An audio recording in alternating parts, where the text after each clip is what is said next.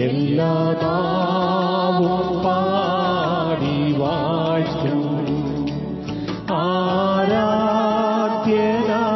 യേശുവേ. എല്ലാ നാവും പാടി വാഴ്ത്തും ആരാധ്യനാം യേശുവേ.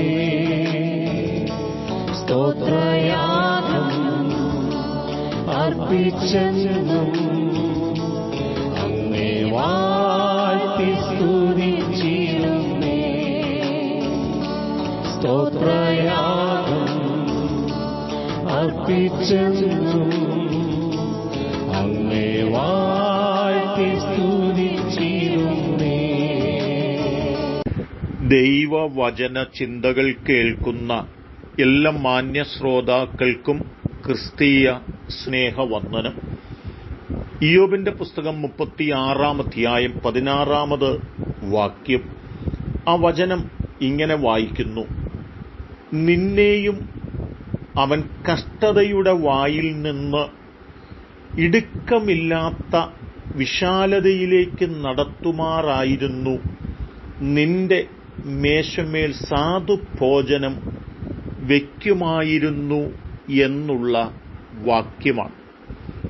ഒരു മനുഷ്യന്റെ ജീവിതത്തിൽ കഷ്ടതയുടെ കഠിന ശോധനയിലൂടെ കടന്നു പോകേണ്ടി വന്നാലും ആ കഷ്ടതയുടെ ജീവിത സാഹചര്യത്തിൽ ദൈവത്തിൽ പൂർണ്ണമായി പ്രത്യാശ വച്ച് ആഴമായ പ്രാർത്ഥനയിൽ ജീവിതം മുൻപോട്ട് കഴിക്കുന്നു എങ്കിൽ കഷ്ടതയുടെ നടുവിൽ നിന്ന് ഒരു വിശാലതയുടെ മണ്ഡലത്തിലേക്ക് നമ്മെ കൊണ്ടുവരുന്ന ദൈവമാണ് നമ്മുടെ ദൈവമെന്ന് ഓർപ്പിക്കുകയാണ്.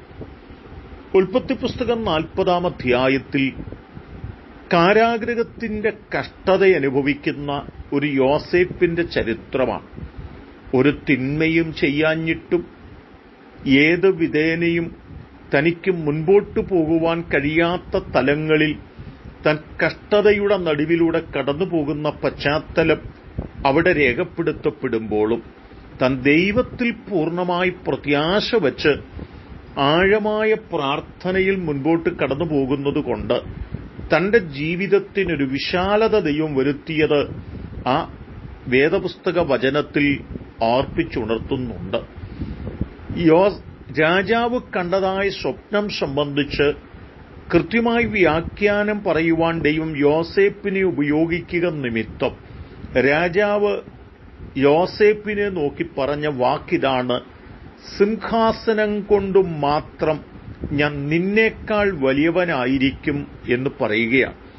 ഒരു കാരാഗൃഹത്തിന്റെ കഷ്ടത കടിച്ചമർത്തി മുൻപോട്ടു പോകുന്ന യോസേപ്പിന്റെ ജീവിതത്തിൽ ആ കഷ്ടതയുടെ താഴ്വരയിൽ ഇടുങ്ങിപ്പോകാതെ ഞെരുങ്ങിപ്പോകാതെ പ്രത്യാശയും വിശ്വാസവും നഷ്ടപ്പെടുത്തി കളയാതെ ജീവിക്കുക നിമിത്തം ദൈവം തന്നെ ഒരു വിശാലതയുടെ മണ്ഡലത്തിലേക്ക് കൊണ്ടുവന്നു എന്നവിടെ രേഖപ്പെടുത്തപ്പെടുകയാണ്.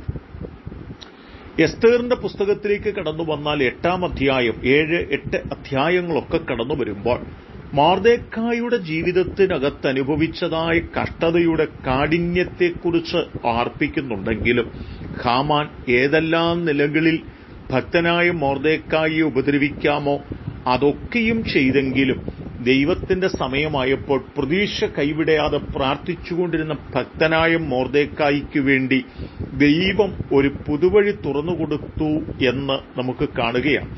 രാജാവ് ഹാമാന്റെ പക്കൽ നിന്നെടുത്ത തന്റെ മുദ്രമോതിരം ഊരി മൊർദെഖായിക്ക് കൊടുത്തു. എസ്തേർ മൊർദെഖായിയെ ഹാമാന്റെ വീടിന് മേൽ വിചാരകനാക്കി വെച്ചു എന്നും ഓർപ്പിക്കുകയാണ്. ആരാണ് മൊർദെഖായിയെ കഷ്ടതയുടെ ആഴങ്ങളിലേക്ക് തള്ളിവിട്ടത്? അവന്റെ നന്മകളൊക്കെ ദൈവം മൊർദെഖായിക്ക് നൽകി ഒരു വിശാലത വരുത്തിയെന്ന് ആ വാക്കുകൾ വായിക്കുമ്പോൾ വ്യക്തമാക്കപ്പെടുകയാണ്. എന്നെ കേൾക്കുന്ന പ്രിയപ്പെട്ടവരെ, നമ്മുടെയൊക്കെ ജീവിതത്തിനകത്ത് കഷ്ടതയുടെ ആഴങ്ങളിലൂടെ കടന്നു പോകേണ്ടി വന്നാലും അതിന്റെ മുമ്പിൽ മനസ്സ് പതറിപ്പോകാതെ വിശ്വാസവും പ്രത്യാശയും നഷ്ടപ്പെടുത്തി കളയാതെ ധൈര്യത്തോടെ നാം മുൻപോട്ട് കടന്നു പോകുവാൻ മനസ്സ് വയ്ക്കുന്നു എങ്കിൽ ദൈവം നമ്മുടെ ജീവിതത്തിന്റെ കഷ്ടത മാറ്റി ഒരു വിശാലതയുടെ മണ്ഡലത്തിൽ നമ്മെ എത്തിക്കുക തന്നെ ചെയ്യും.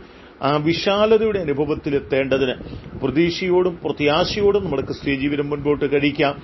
കഷ്ടതയെ നോക്കി ഒരു വിശാലതയുടെ കാലമുണ്ടെന്ന് നമുക്ക് പറയാം. അതിന് ദൈവം നമ്മെ സഹായിക്കട്ടെ. കരുണയുള്ള ദൈവമേ, നല്ല കർത്താവേ, ഇന്ന് ഞങ്ങൾ കഷ്ടതയുടെ നടുവിലൂടെ കടന്നു പോകുന്നെങ്കിലും ഞങ്ങൾക്കൊരു വിശാലതയുടെ നാളുണ്ടെന്നോർത്ത് ഞങ്ങൾക്ക് നിലനിൽപ്പാൻ ഞങ്ങളെ സഹായിക്കണമേ. ഈ ദൈവവചനം കേട്ട എല്ലാവരും ദൈവം അനുഗ്രഹിക്കണം. യേശു കർത്താവിൻ നാമത്തിൽ തന്നെ. ആമേൻ.